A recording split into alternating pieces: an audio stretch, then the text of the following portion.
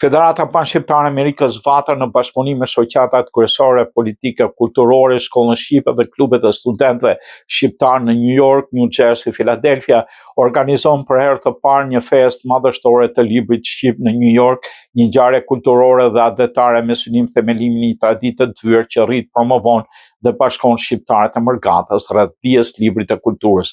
Federata Panshqiptare Amerikës Vatër fton shtëpi Lobuse, autor, grup autor, shkrimtar dhe krijues nga Shqipëria, Kosova, Maqedonia e Veriut, Malizia, Evropa, Kanada dhe Shtetet Bashkuara që t'i bashkohen festivalit të librit shqip që do zhvillohet në New York nga data 28 deri në 30 nëntor.